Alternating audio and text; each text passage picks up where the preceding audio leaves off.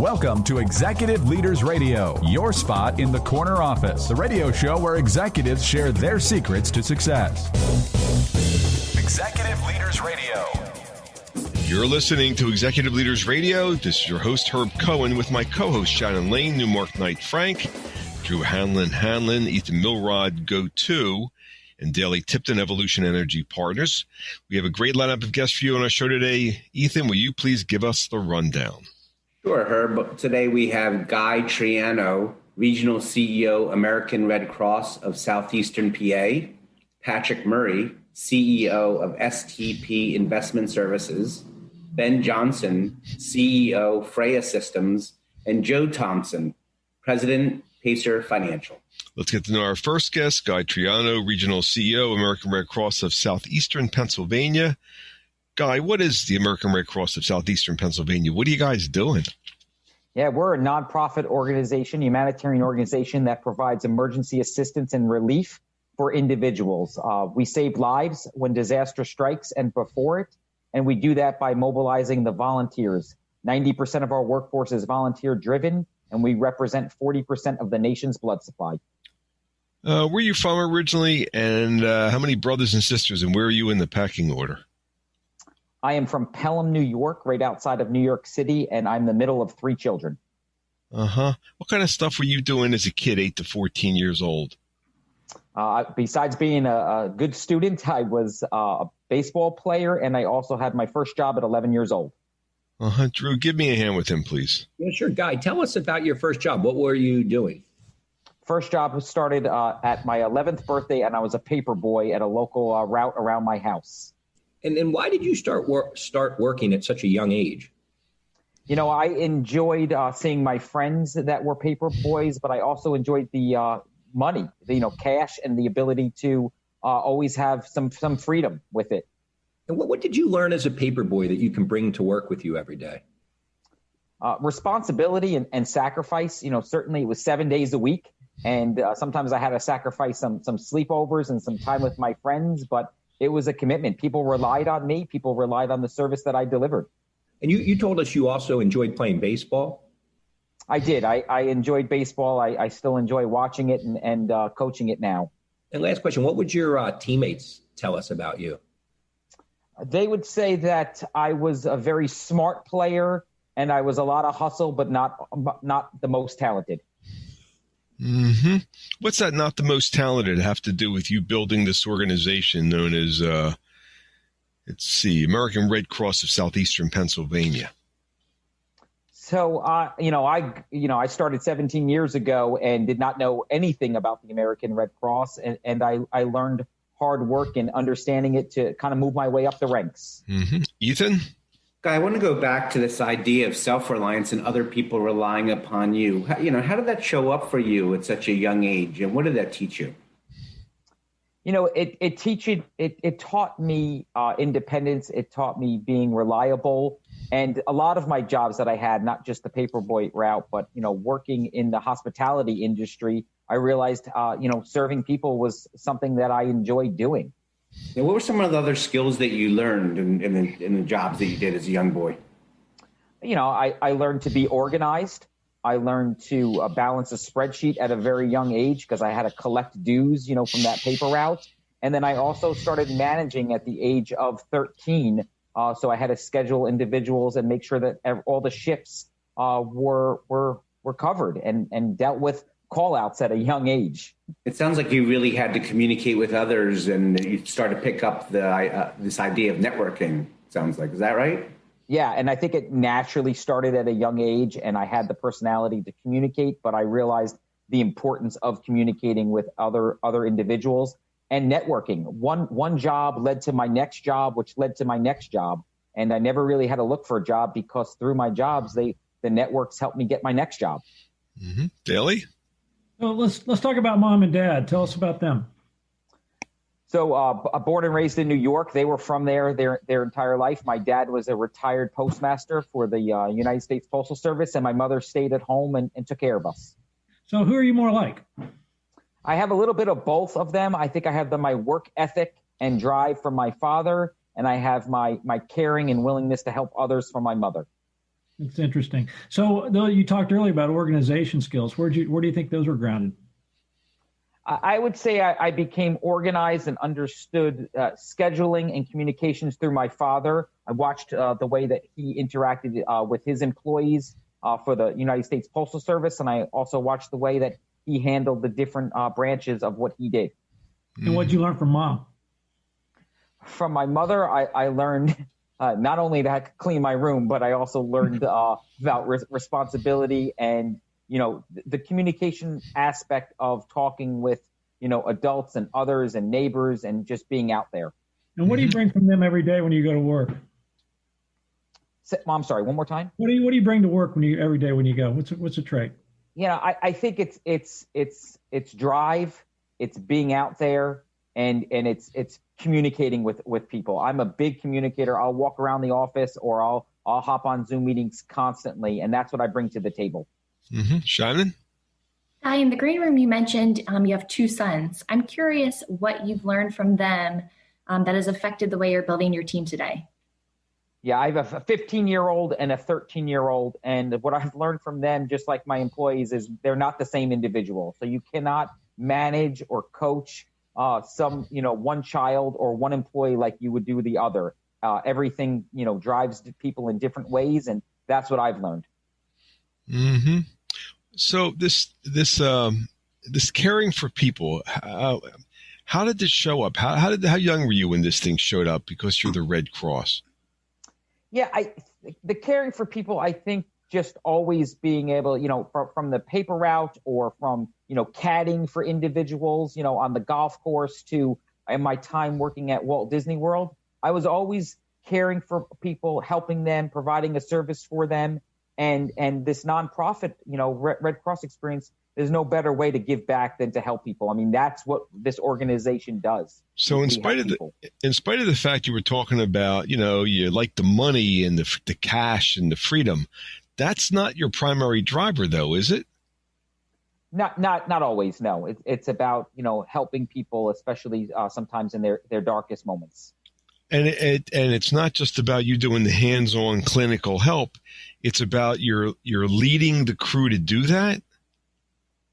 Yeah, it's about leading them and helping them believe in what they're doing. And I do that effectively by communicating, and then also as a leader, I will do that as well. I'm a very hands-on leader too. So your nature is really support the supporters, isn't it? That's correct. How young was that when that was showing up, supporting the supporters? Almost at a young age of, 10 or 11 years old as well, just supporting, whether it be my friends or the individuals, through my jobs and through my baseball team as a player. On the baseball team, what was your role on the baseball team? So when I was younger, I was a second baseman, and I was really a very good defender, not much of a hitter. And then when I came into the high school years, I realized I was better almost as an assistant coach and a bookkeeper and kind of strategizing. And I was more that and less of a player my junior and senior year. So your nature was to support the team. So when you guys were out on the field or in the dugout, what was the interaction you were having with the other kids? So I didn't have the title of a captain, but I acted as a captain. I would be a communicator with them. I would pick them up. I would kind of talk to them through scenarios, but I was more of a friend and a teammate and always understood the game. Uh-huh. Is there a parallel between that and what you're doing nowadays as the CEO? Yeah, thinking about it, absolutely. Where I might not be the smartest person when it comes to disaster relief or, volunteerism or fundraising, but I can connect the dots and help people get to the end result. Mm-hmm. So you're really built for your job. Boy, you're the kind of guy that people want to work with because people know you're on their side of the fence. You're really there to support them as opposed to screaming and yelling at them and making them feel bad and stuff like that. Am I right? Yeah, you're absolutely right. And when I moved over from blood services to humanitarian services and took this role, a lot of individuals that I worked with previously followed me. So for sure. Mm-hmm. What's the website address of the American Red Cross of Southeastern Pennsylvania? redcross.org. We've been speaking with Guy Triano, Regional CEO, American Red Cross of Southeastern Pennsylvania, here on Executive Leaders Radio. Don't forget to visit our website. It's executiveleadersradio.com to learn more about our executive leaders. That's executiveleadersradio.com to learn more about our executive leaders. Stick around. We will be back in a moment. Don't go away right after this break. You now can recognize your deserving business advisors on our nation's leading Business with Heart radio show, executiveleadersradio.com. Yes, you can recognize your deserving business advisors on our nation's leading Business with Heart radio show, executiveleadersradio.com. Simply visit executiveleadersradio.com, securely enter their info, and we'll reach out to spotlight your deserving business advisors on our nation's leading Business with Heart radio show, executiveleadersradio.com. Don't wait. This radio and online social media and search engine exposure is quite valuable to your advisors. Yes, this radio and online social media exposure is free and quite valuable to your business advisors who deserve to be recognized. Visit executiveleadersradio.com now to nominate your deserving business advisors.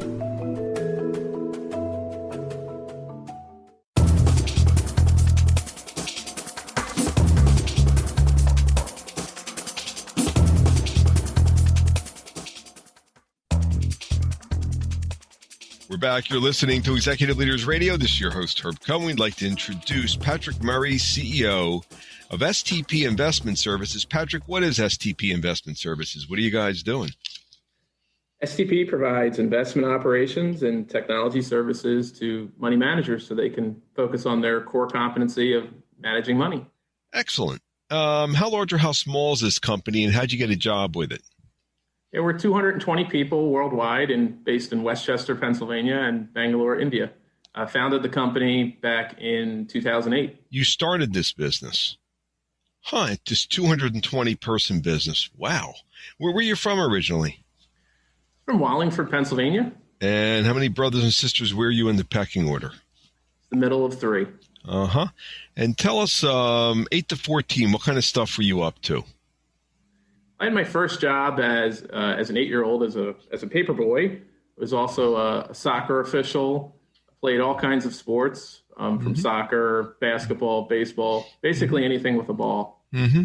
Drew, give me a hand getting to know him. Yeah, so tell us about sports. What was your favorite sport?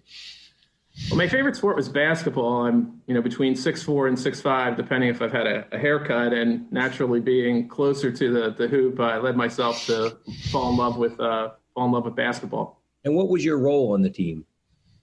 I was I played center and forward, and was a scorer, but I always loved defense. I always loved stopping the other team from scoring baskets. And what would your teammates tell us about you? I was a great teammate. I certainly loved the spotlight, loved the ball in my hands at the end of the game, trying to win the game. But I loved getting other teammates involved and seeing them be successful as well. I mean, all the sports I played as a kid were all team sports. And, it's very similar to business today. Business is a team sport. And surrounding yourself with great teammates is one of the reasons we've been really successful as an organization. Mm-hmm. Ethan? Patrick, didn't you tell us earlier in the green room that you crossed over into the officiating side too? That's right. I loved being a soccer official, and I started at the age of 10 and spent over 25 years officiating. Certainly enjoyed it. Loved managing the game. Loved getting exercise, and I could spend a whole weekend at a tournament and make a couple $100, as an official. What were some other lessons or traits that being a soccer official taught you as a youth? Yeah, I mean, as a soccer official, as you can imagine, I've seen it all. You getting yelled at by parents, or making a decision of whether the person deserved a yellow card, or letting. The great thing about soccer is you can call advantage and have a player play on.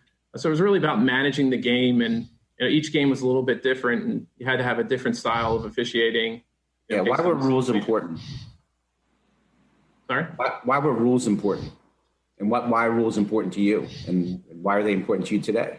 I think it's important in business to, establish boundaries and set goals as a firm, and, know what you're working for, and, consistently reinforcing those rules so that you can accomplish your end goal. And obviously in soccer, it's important to enforce the rules of the game, but, also have a sense of what's going on and what the vibe is of the game. Mm-hmm. Daly? Tell me about your family, your family and your children. Yeah, I have three boys, 11, 8, and 6. And what are they? What do you do with them? I mean, how's life with that menagerie? It's a bit of a frat house at times. I feel really bad for my wife, who we've been married 15 years, but each of them are different. And as a parent, something that I may have enjoyed as a kid isn't necessarily what they would enjoy, and it's really not a one size fits all to parenting. And I've really found that you have to listen and find out what they enjoy, and then be adaptable. And it's very similar to our business today. It's not a one size fits all for our clients. We really want to be a solution. Shannon? Patrick, in the green room, you mentioned that your CYO basketball coach, Bob Linden, had an impact on you growing up. Tell us more about him and what that impact was. Yeah, I think I was really lucky to have two parents who, loved me, an incredible amount, and having coaches and mentors along the way who believed in you.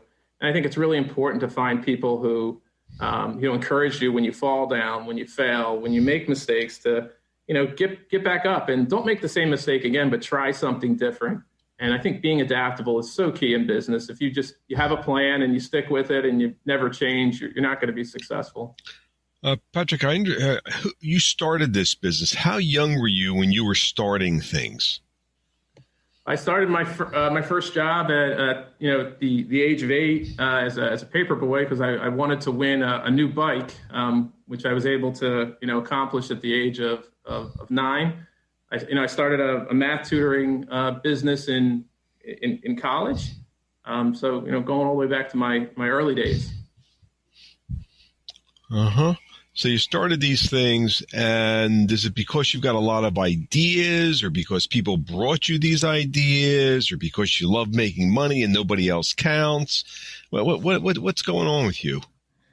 I've always had a sense of adventure in having, new experiences, and, seeing what the status quo may be, seeing a need, for example, in the SAT math tutoring business, and, being able to be different and listening to what the needs of others are, and coming up with a solution has always been something that has, driven me. I don't like being another cog in the wheel. I love creating and being different, and, constantly keeping a pulse on the challenges that exist. So you mentioned you were involved as a drum major. What was that all about? What was your personality trait you brought to that role? Right. Yeah. And I mean, in high school, I was drum major of a 300-person band, and enjoyed lighting my mace on fire and throwing it up in front of others. What's the role of a drum major? Yeah, it's really to lead the marching band, and to bring charisma and fun. And I think that was one of the things that was great about our band. We made it cool to be in the band. It was cooler to be in the band than maybe it was to be a cheerleader at our high school. Mm-hmm. What did you enjoy about that? You're kind of center stage in that role, right? Yeah, I mean, I've always enjoyed the spotlight. I've always enjoyed being a bit of a ham and bringing a sense of humor to to things. I mean, I've always enjoyed music. I've enjoyed collaboration, but I've loved, and I have a real passion for making people feel included. There's a place for everyone, and what was great about our band, it was a place for all different walks of life. And we had people who were on the football team who belonged, or we had people who loved math who belonged, who may necessarily fit in other places. Did your family show up to watch these shows? Yeah, my parents were always involved, always at every game, every practice. They really sacrificed a lot to provide us different life experiences. What did that mean to you to look over during an event and see mom and dad there watching? It means everything. I mean, was one lucky kid to have that support network and that amount of love. And, when you're feeling unsure, you're nervous, and you see a warm smile or someone cheering you on, sometimes that's all you need in life or even in business to be able to take the risk, to know that you're supported, when you fall down. What's that have to do with building this organization with 220 people in it? I think all those foundational things were incredibly important. I really attribute it to our success. We really have a tremendous culture and family first. And, for me, I want to be a great husband. I want to be involved with my kids. I want to be a great CEO. And that's a tough order to follow and to be successful. But, being able to find balance and, care about people, listen to people, adapt, and lead that way has been something I pride myself on. What do you figure your role as CEO is? I think it's really to set the vision. I think it's also to understand your business, to look at opportunities and assess which ones are traps and which ones you really want to focus on. The focus is a big thing. There's so many opportunities and things we can do, and it's really saying we need to do these three things and making sure our Let me ask you one other question. In business, you read in newspapers about businesses about suing people and firing people. You believe that, right? Business is about suing people? Yeah, and screaming and yelling at them and stuff. Yeah, not at all. It took me off guard with that question, but not at all. I think it's about partnerships. You can't be successful, by yourself. You need to surround yourself with a good staff, good clients. What's the website address of STP Investment Services? STPIS.com. We've been speaking with Patrick Murray, CEO of STP Investment Services. Back in a moment right after this break.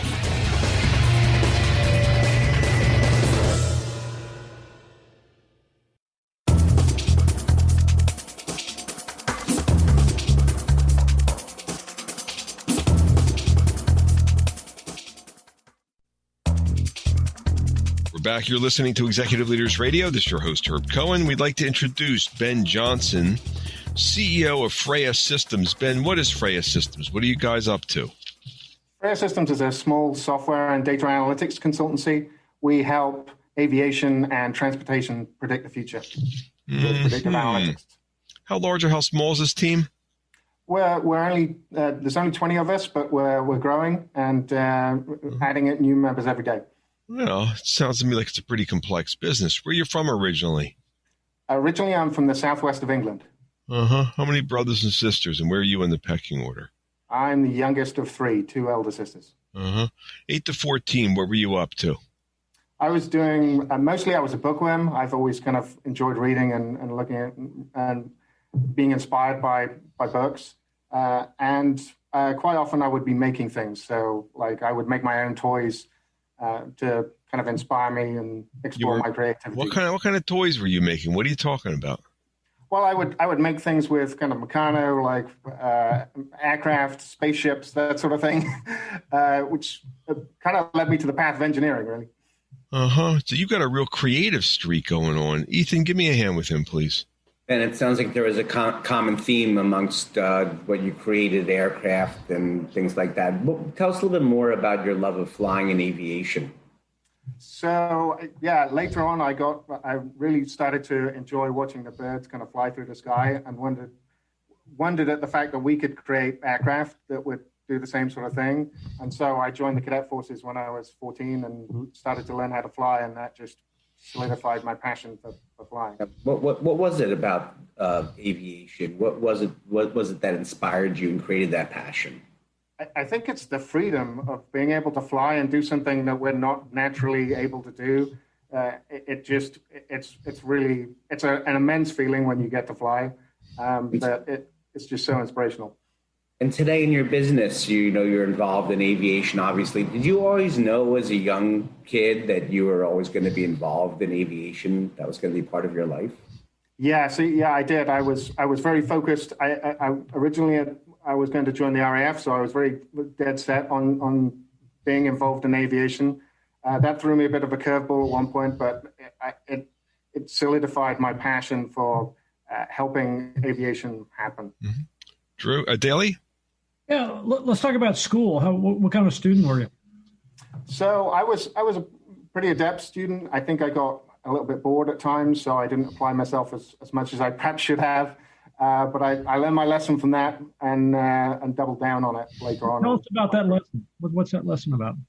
Well, so I was interviewing for the RAF, and I didn't do so well, and that kind of knocked me back because I hadn't performed well in school. I'd kind of taken it for granted, and so as a consequence, I really started to focus much more on my studies, and that helped me qualify summa cum laude from my aerospace engineering course. So you drove success from failure. Yeah, very much so, and I believe we learn the most from our failures. That's where we get the most. And how do you apply that to Freya systems? So we have a very kind of collaborative environment that's all about learning. So I like to try and create a space for all of the team where they can experiment and fail in a safe sort of way, so they can grow and learn more about how they can apply things for our customers and do it even better. Shannon? In the green room, we talked about the importance of volunteering and how you're always looking for opportunities to donate your time. How young were you when this started showing up? So actually, it was much later in life when that started to show up. I had a mentor from one of the companies I worked with who now runs a charity that donates time for helping the people on the poverty line maintain their homes. And I discovered that it's one of those great equalizers is time. We all have the same allotment of it, whether you're a millionaire or on the poverty line. And so donating it is just a wonderful experience because it's such a valuable commodity. And why do you do it? I do it because it kind of fills my soul. It's one of those things that you helping others and kind of fills my cup. I think that's the only thing I can say. It's just, really satisfying. Drew?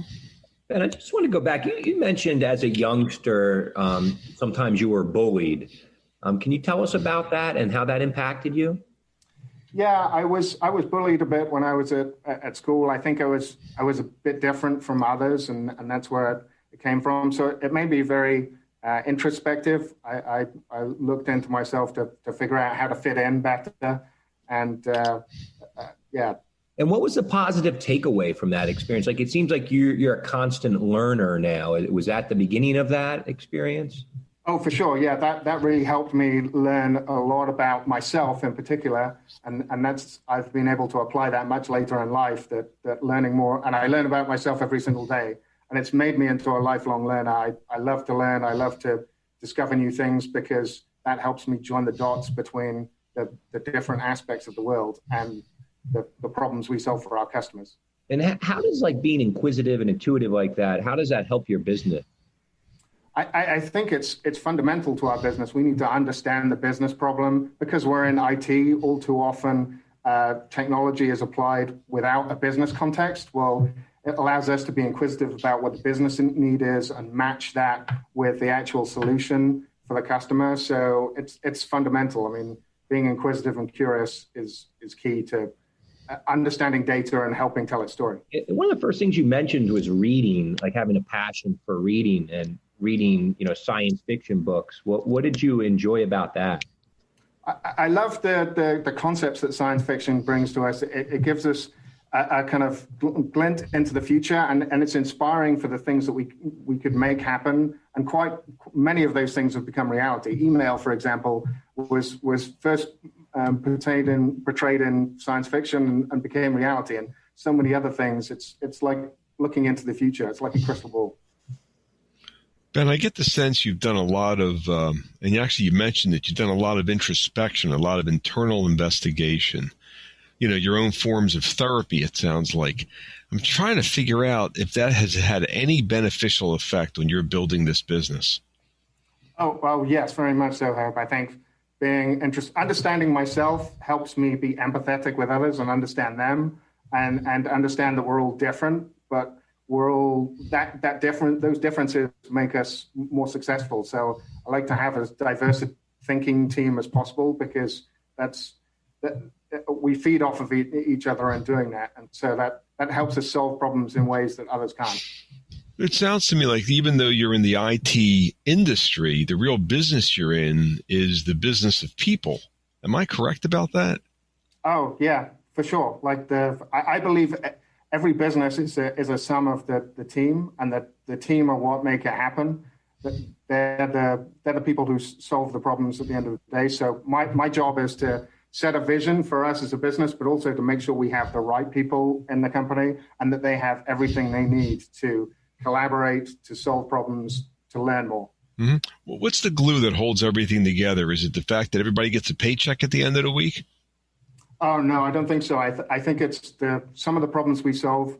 We improve the reliability of fleets of aircraft, which in turn do everything from defense missions, but more importantly, humanitarian missions. So they help the world, and we get to help them help the world. So the dollars aren't the primary, is not your primary driver, and it sounds like the team you've assembled, the dollars aren't necessarily the glue that holds it all together. It's really the ability to solve problems and help people. Yeah, definitely. We love to solve problems. I think that's what motivates the whole team. Clearly, the dollars put food on the table, but that's not why I believe the whole team comes away. Why do you think you were different as a kid? That's an interesting. I think it was because I wasn't an introvert, an extrovert kind of world, and I thought of the world in a different way.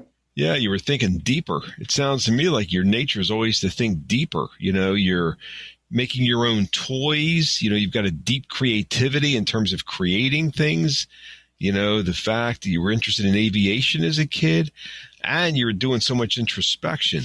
Well, what's the website address for your organization known as Freya Systems? It's freyasystems.com. That's Freya systems.com. We've been speaking with Ben Johnson, CEO of Freya Systems, here on Executive Leaders Radio.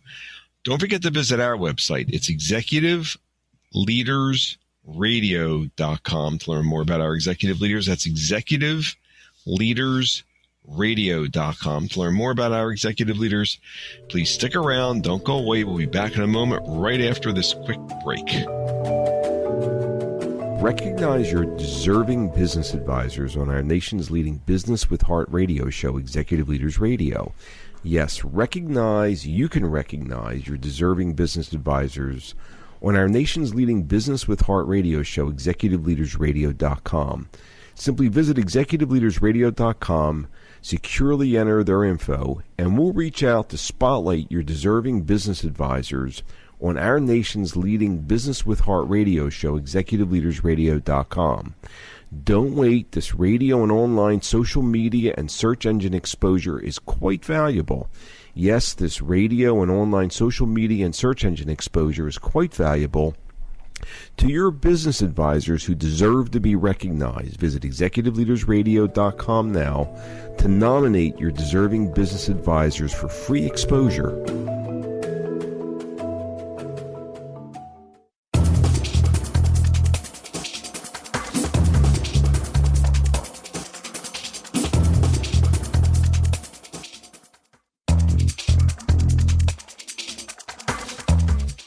Back. You're listening to Executive Leaders Radio. This is your host, Herb Cohen, and we'd like to introduce Joe Thomson, who is the president of Pacer Financial. Joe, what is Pacer Financial? What are you guys doing?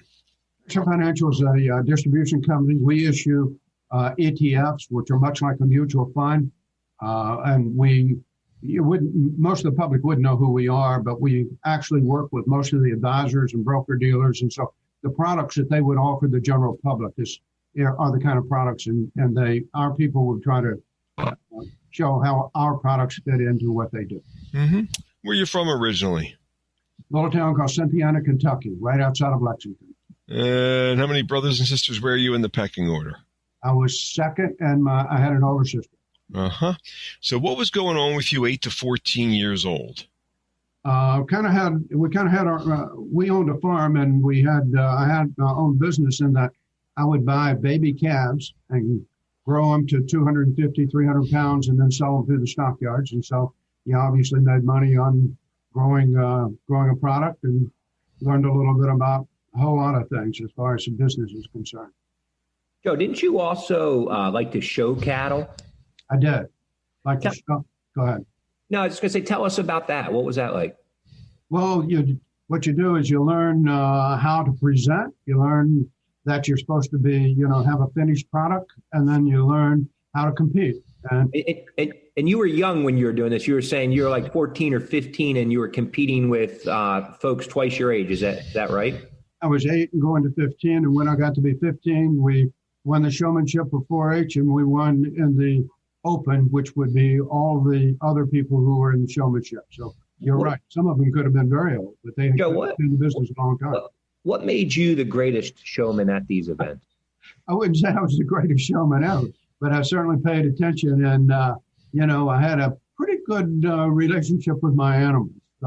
So I was one of those guys that always talked to my animals, and it soothed them, and I don't know, they always did what I wanted them to do, which I think is great. And how did that experience help you as a leader today? Well, I think that what you learn in competition is you learn what you have to do to compete. You learn, as far as showmanship is concerned, though, I think it's one of the things that everybody should learn, because it shows you how you should position. It shows you what they should look like. And you start to learn that there's not a lot of difference between winning and losing. That it's just a few things that you have to do that put you ahead of your competition. Mm-hmm. Ethan. Joe, didn't you tell us earlier? Well, first off, tell us a little bit about your mom. What was your mom like? My mom was a great lady. She could do about anything, really smart.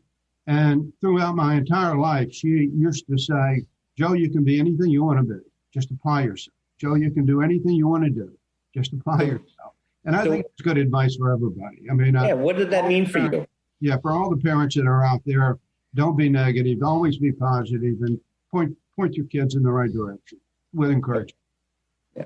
How important was that to you, Joe, your mom saying that to you? What did that mean to you? Very important. And when you combine it with what my father did, he used to give me a project and show me how to do it, and then he would leave and say to me that if you need help, come get me, but otherwise, get it done yourself. So you never take the time to impart that same wisdom on your team or the people that surround you? I try to. I won't say I'm as good as they were, but I try to. Yeah. How does that make you feel when you actually see it work? Terrific. Really good. So, watching young people grow up and get into the business and have a purpose and apply themselves and compete, very important to the way I think. Daly? Joe, I did some time in Kentucky myself. I went to high school there, but the incredible freedom that I felt like I had in being there. How's that independence? You sound like you're very independent growing up. Tell us about that. Well, it kind of happened not the right way, but when I was in the service, my father died. So I had always planned on going back and working with him in a small town in Kentucky. But after that happened, then I had to find my own way and find a job. And so I came from Kentucky to Philadelphia, and it's been very, very good for me. But that independence that you're talking about and trying to make your own way and having the confidence that all these people were behind you helps you to grow and do all that kind of stuff. I try to get when I got into sales, I tried to get some designations so I would understand how the people that I was presenting to, how they thought and how they felt about the markets, how they treated customers. So I have about 4 designations that, tell me how those people would be working, how those advisors applied their trade to their clients. Mm-hmm. Shannon? Earlier in the green room, we learned that you previously sold a company that was doing $15 billion in annual sales a year. $15 billion. Yes, Shannon. $15 billion. Mm-hmm. I'm curious. It sounds like if you wanted to retire, I'm sure you could. What drives you every day to keep going? That's what I like to do. I like to see the young people come into the business. I like to help them. I like to I think that when you start talking about financial planning or you start talking about investing and so forth, the whole goal is to help people accumulate wealth or protect the wealth or be able to use the wealth as income as they age. And as long as I've been in the business, a lot of people have started to retire and so forth. And I think it's very important to put the right kind of people out there that do the right thing. And I'm really big on, let's do it right. And that way, 20 years from now, 30 years from now, when you go to bed, you don't have to worry about what you did 20 years ago. You're doing the right thing as you go forward. So very important. How young were you when you started investing, Joe? I was probably not until I got out of the service. I thought you were talking about these calves. You're right. I was investing in livestock before that, and I had a lot of. Tell us about this investing in livestock. What were you doing? Tell us more. Well, one of the things I would do when I was young is that, as I said earlier, we owned a farm, and I got so that I would buy a young calf and let it grow up to about 250, 300 pounds, and then sell it back at the stockyard. So it was taking the money that you got from one, and if you got enough money, you would do two the next time, and then four the next time if you could. And it was always my mother that said, maybe you got enough. Maybe you got enough. And how many did you have, Joe? Well, when I went off to college, I think we had probably 25 or so that helped put me through college. Who was taking care of that livestock? Did your mother or father give you a hand? My father and I used to get up about 5 o'clock in the morning and we go to the farm and feed cattle. And they had their own, obviously, and then I had some that kept, my herd kept growing. So when I went to college, I gave it all to them and they put me through college with it. Mm-hmm. Didn't that sort of stink? The fact you had to get up at 5 in the morning and you couldn't sleep late? I don't know. Somehow my father made me think that was part of my responsibility. Mm-hmm. How do you think that's helped you grow your businesses, the fact that you naturally took on this responsibility? I think that what you learn from doing things like that is you learn what hard work is all about. You're supposed to show up. And when you have animals, you can't say, I think I'll take the next 2 days off. So you always have to be there, which I think in business is very important. Do you think you're ever going a purpose and a goal in life? You think you're ever going to retire? Probably not. But you could. But you don't want to. In fact, when I sold the first company, I had a 5-year non-compete. So I had to go to work for them for a few years, but they let me start a broker-dealer at the same time because they wanted to leave themselves up some of the liability on what we were doing. Mm-hmm. And then I grew that broker-dealer from that after my non-compete was over. Then that's what this company is all about. So your nature is to constantly, you enjoy work. It's like one of these things where you really enjoy the work. You really enjoy getting up early and working. What's the best part of what you do? What do you find meaningful? I think success is, whatever you consider success. I think that's a big item. And I think that's an individual person. You have to determine what's successful to you. And what's successful to me is that we do better than we did yesterday. We put the right team together. We grow the thing. Both of my daughters both work for me today. So not only do they learn the investment side of it, but they also learn how to do personal investing and so forth.